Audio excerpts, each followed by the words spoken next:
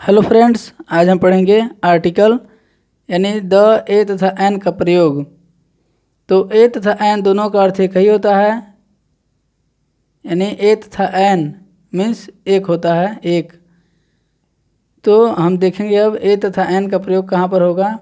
तो जो शब्द किसी व्यंजन की आवाज़ यानी कॉन्सोनेंट साउंड से प्रारंभ होता है उसके पहले ए लगाया जाता है, यानी ए वहाँ पर होता है जिस शब्द का उच्चारण व्यंजन की आवाज़ से होता है, वहाँ पर हम ए का प्रयोग करते हैं। जैसे ए बुक, देखिए यहाँ पर बी से प्रारंभ यानी बी कॉन्सोनेंट है। A book, A cup, A banana, a fish, A hand, a fruit, यानी ये जो भी शब्द हैं यह कॉन्सोनेंट से प्रारंभ हुए, यानी कॉन्सोनेंट इसका उच्चारण है। तो देखिए बी तो ए लगेगा, यहाँ पर सी भी कॉन्सोनेंट है तो ए लगेगा, यहाँ बी तो ए लगेगा, यहाँ पर एफ कॉन्सोनेंट है तो ए लगेगा, एच भी कॉन्सोनेंट है, मतलब इसका उच्चारण हैंड जो है वह कॉन्सोनेंट से हो रहा है इसलिए ए लगेगा।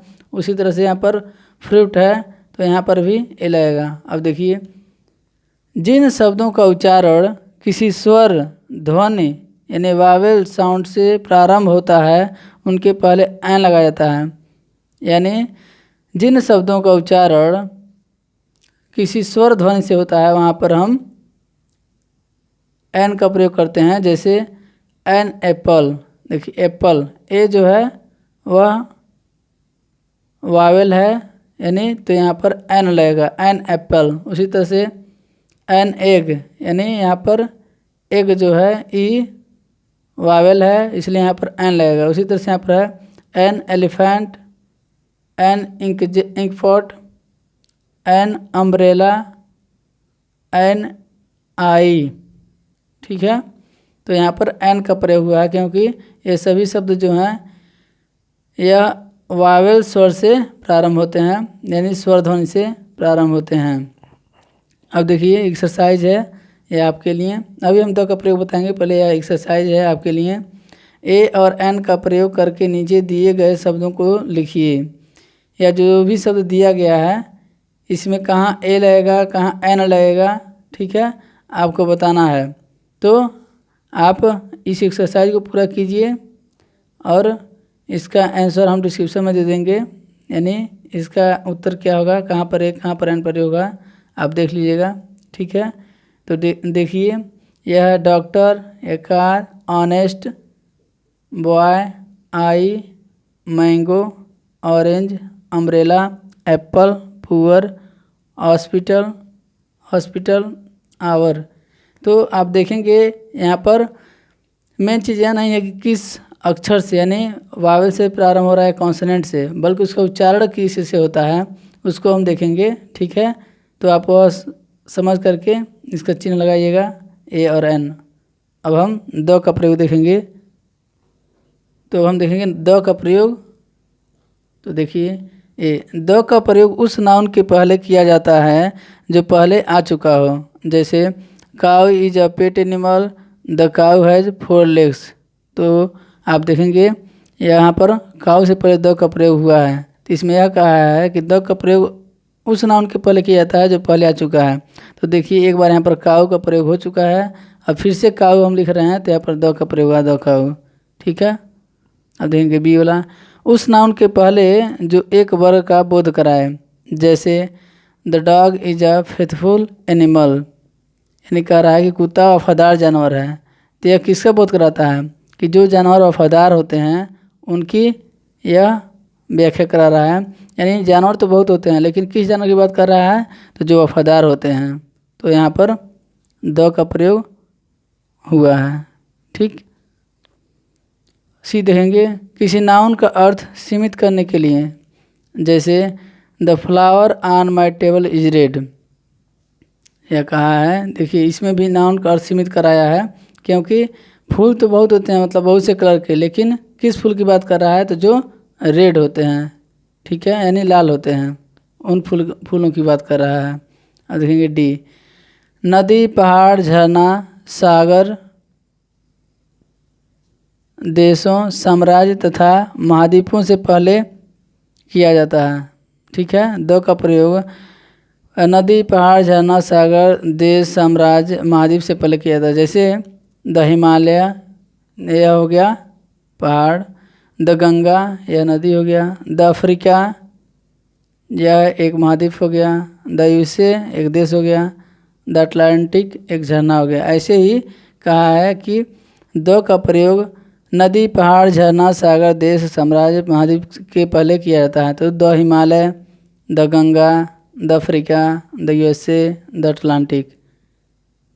ये देखेंगे एडजेक्टिव की सुपरलेटिव डिग्री से पहले, जैसे Shyam is the best boy in my class, यानी यहाँ पर एडजेक्टिव की सुपरलेटिव डिग्री, जैसे गुड, बेटर, बेस्ट ऐसे होता है, तो सुपरलेटिव डिग्री की बात कर रहा है। देखिए यहाँ पर सुपरलेटिव डिग्री है बेस्ट, तो उससे पहले द का प्रयोग हुआ है। एफ देखेंगे जब एडजेक्टिव का प्रयोग नाउन के रूप में हो, जैसे ही always stands by the week.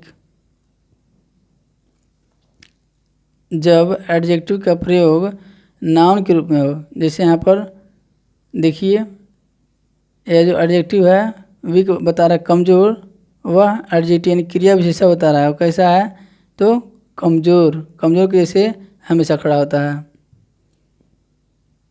जी देखेंगे इंडेफिनिट प्रोनाउंस के बाद ऑफ फ्रेजेज में द का प्रयोग होता है। जैसे मोस्ट ऑफ द बॉयज़, यानी अब देखेंगे all of the students, most of the boys, all of the students, इसमें द का प्रयोग हुआ है यानी ऑफ फ्रेजेज में। ठीक है।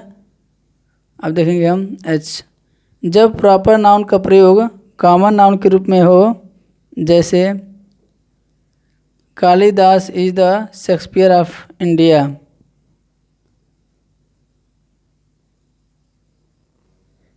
यहाँ पर जो है शेक्सपियर की तुलना, यानी कालिदास की तुलना शेक्सपियर से की गई है। यह कहा गया है कि Kalidas is the Shakespeare of India, यानी भारत के शेक्सपियर कालिदास हैं, इसलिए यहाँ पर द का प्रयोग हुआ है। अब देखेंगे आई, ऐतिहासिक इमारतों, नक्षत्रों तथा धार्मिक ग्रंथों के पहले।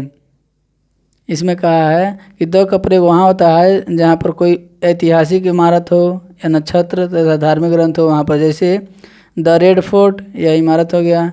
द गीता, धर्म ग्रंथ हो गया। द बाइबल, यह भी धर्म ग्रंथ हो गया। द समर, यह नक्षत्र हो गया। ऐसे ही जो भी ऐतिहासिक चीज़ रहती हैं, नक्षत्र होते हैं या कोई भी धार्मिक ग्रंथ होता है, वहाँ पर द का प्रयोग किया जाता है। जैसे द रामायण,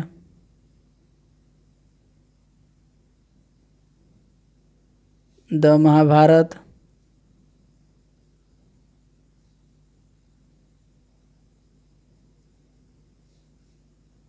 आदि। जी किसी देश के निवासियों के पहले, जैसे the Indian, the American, the European, यानी अगर किसी देश का कोई निवासी है तो उसके पहले द का प्रयोग होता है। जैसे जब हम किसी देश की नागरिकों की बात करते हैं, जैसे the Indian, the American, the European, the Russian, ऐसे करके वहाँ पर द का प्रयोग होता है जब किसी देश के निवासी की बात होती है। तो आप इन सबको ए, एन और द का प्रयोग जो है इसको अच्छे से पढ़िए, याद कीजिए और समझिए, बार बार अभ्यास करते रहिए ताकि आपको अच्छे से समझ आ जाए। आज के लिए बस इतना ही। आप कमेंट करके बताएं वीडियो कैसा लगा। अगर वीडियो अच्छा लग रहा है तो इसे लाइक कीजिए, शेयर कीजिए और आप हमसे जुड़े रहने के लिए आप हमारे यूट्यूब चैनल नो पे क्लासेस को सब्सक्राइब जरूर कीजिए, क्योंकि हम ऐसे ही वीडियो लाते रहेंगे। धन्यवाद।